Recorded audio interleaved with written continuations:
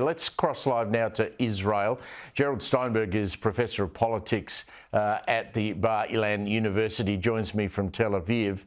A delay to this ground invasion, what do you put that down to? I'm not sure it's the delay. The complexities are very clear, and there are lots of different factors involved.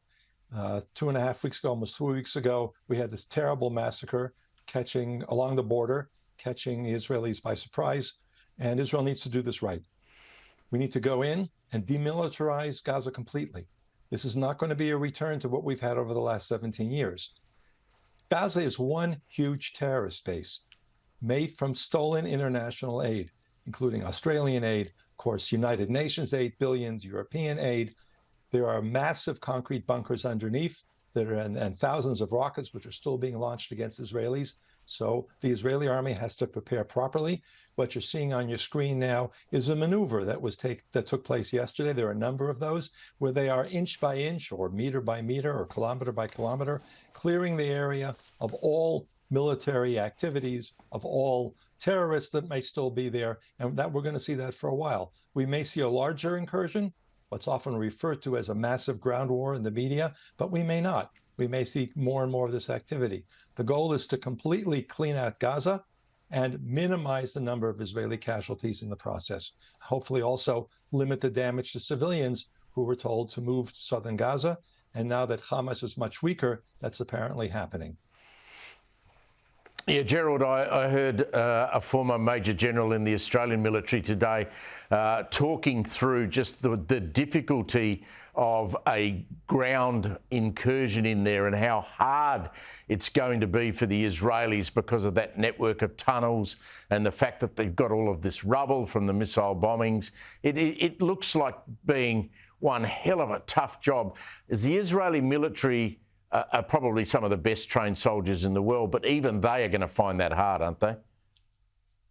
It's certainly going to be difficult, which is why we're seeing, in my view, the caution that's being taken in the step-by-step process and doing as much damage from the air. It looks terrible on television, but you've got to uproot that genocidal force. It's like getting rid of ISIS in Iraq and Syria. Beheading women, children. I won't go through all the atrocities, but there's no choice. These people have this whole military. It's a very, very virulent, brutal operation, and Israel has to defend its citizens by doing it. I think Alexander Downer, who I've met many times and I have a great deal of respect for, he's on the board of the organization I run called NGO Monitor, and he said it right. It has to be done. Israel has no choice. And I think all those people are out there demonstrating and accusing Israel of war crimes and all sorts of other terrible things, just want to see the terrorists win and kill as many Jews as possible. That's not going to happen.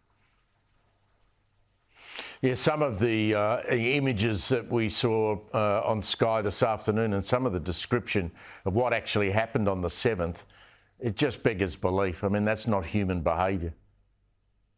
It's the same model, exactly the same model as we saw with ISIS or Daesh, and the beheadings that were televised and everything else. It's to intimidate, it's to dehumanize Jews and Israelis. As I said, it's not going to happen. I want to raise one other point that you and Alexander Downer just recently mentioned. We've had in Israel a lot of support. You saw President Biden here landing with the whole entourage, a lot of American military support, which is essential to deal with the Iranian threat in the north, to Hezbollah. We've seen the heads of government of Britain and of France and of Germany and many other important democracies.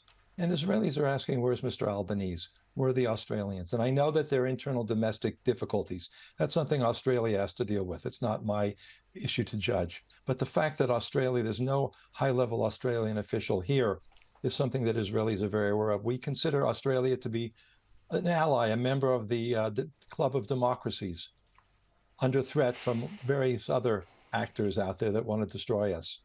And I think it's important to see a much stronger support, not just in words, but physically here with us.